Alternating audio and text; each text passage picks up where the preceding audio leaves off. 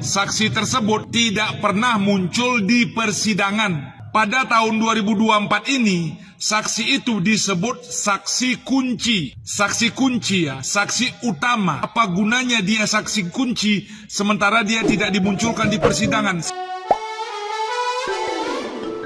Hola netizen yang tercinta. Satu di antara saksi kunci kasus Vina Cirebon baru-baru ini menjadi sorotan lantaran kesaksiannya yang dianggap berbohong. Satu di antara saksi mata yakni bernama Aep mengaku berada di lokasi kejadian 8 tahun lalu dan melihat insiden kejadian tersebut. Namun kesaksian Aep tersebut justru diragukan lantaran warga di sekitar TKP membantahnya. Aep mengaku melihat saat para pelaku melempari batu dan mengejar Eki dan Vina. Namun ada kejanggalan dalam kesaksian Aep. Aep bercerita, malam pukul 21.30 WIB, ia keluar untuk membeli rokok di samping SMP 11 Cirebon. Saat di warung, Aep mengaku melihat motor Eki dan Vina. Ia mengatakan ketika itu kelompok pemuda yang kini jadi terpidana kemudian melempari Eki dan Vina. Melihat kejadian itu, Aep mengaku langsung pulang.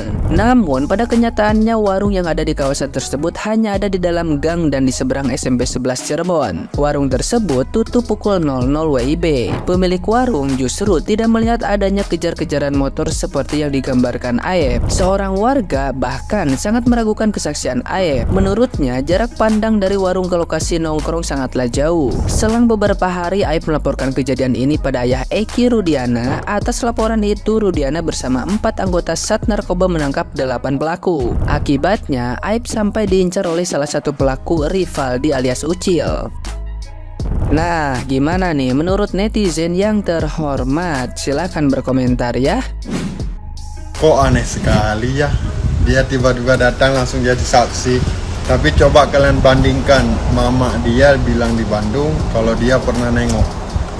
Coba dibandingkan dulu. Dan yang bikin saya heran, kejadian kan 2016. Dia kan tahu Segi yang pelakunya. Kenapa nggak ditangkap dari dulu?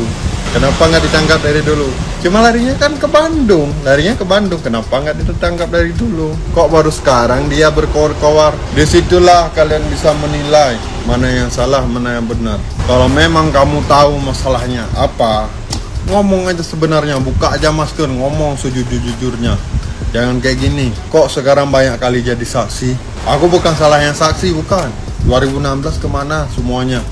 Setelah ini viral, datanglah muncul saksi ini, saksi itu muncul. Gak apa-apa, tapi kan bisa dibandingkan sekarang. Yang gak masuk akal saya gini kan udah bersalah. Misalnya dia lah yang salahnya. Kenapa baru sekarang ditangkap?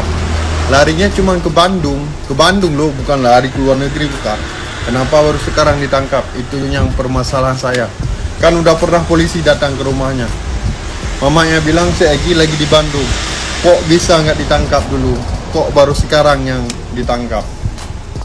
Dari situ kita bisa menilai ya, mana yang salah, mana yang benar. Kalianlah yang bisa menilai sekarang. Apakah saya percaya dengan saksi baru yang muncul itu?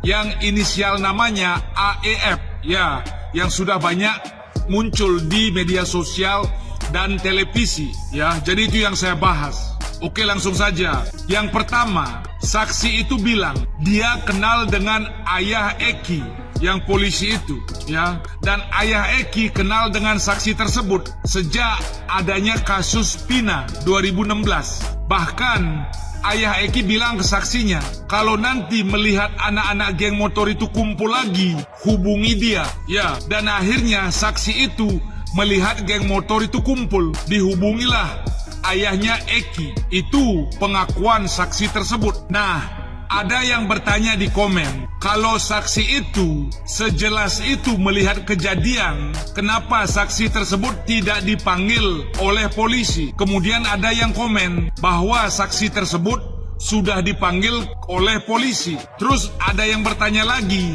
apakah saksi tersebut muncul di sidang? Jawabannya, saksi tersebut tidak pernah muncul di persidangan.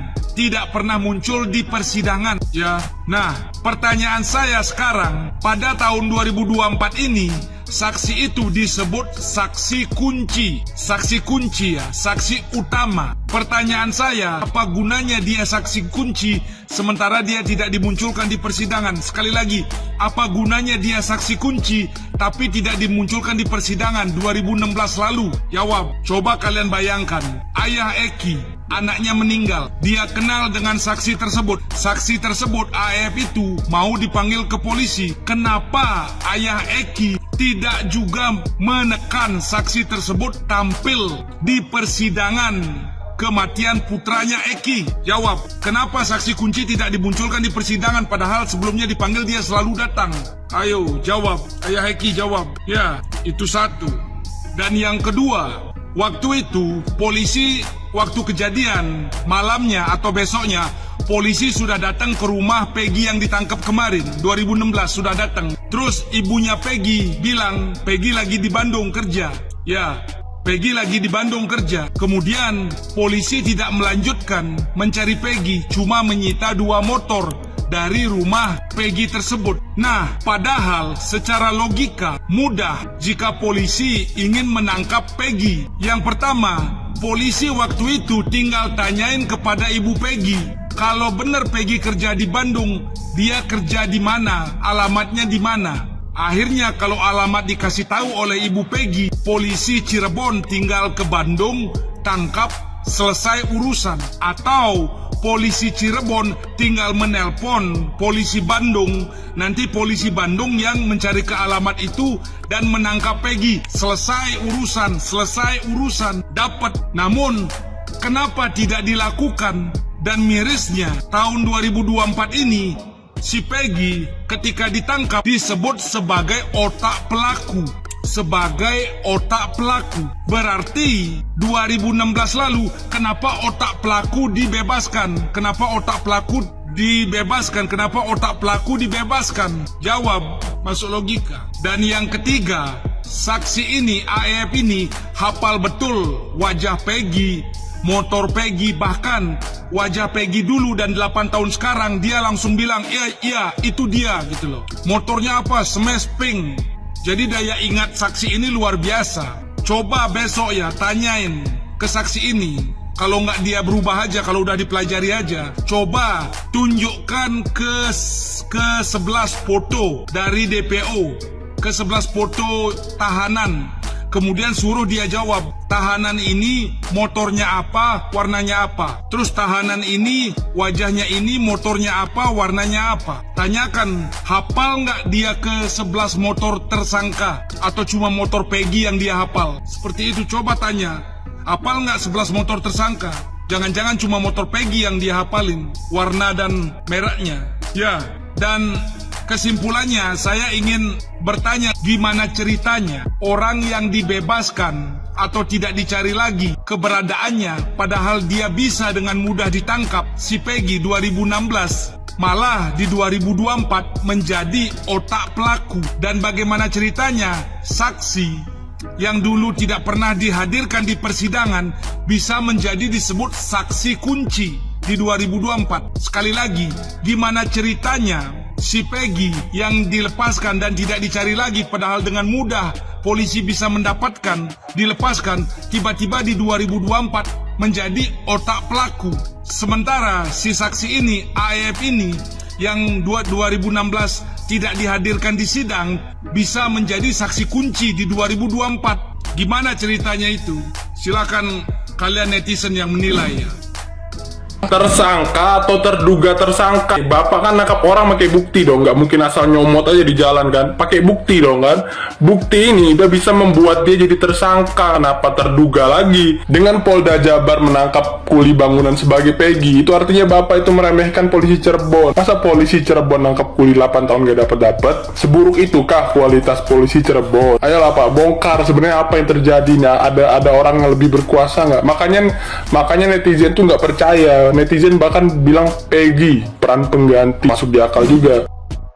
Dalam kasus Vina ini, opini mayoritas netizen Indonesia itu terbagi menjadi 3 kelompok. Kelompok yang pertama adalah yang meyakini bahwasanya yang 8 ini adalah korban salah tangkap karena pelaku sesungguhnya masih berkeliaran di luar sana dikarenakan adanya backingan dari pejabat yang korup.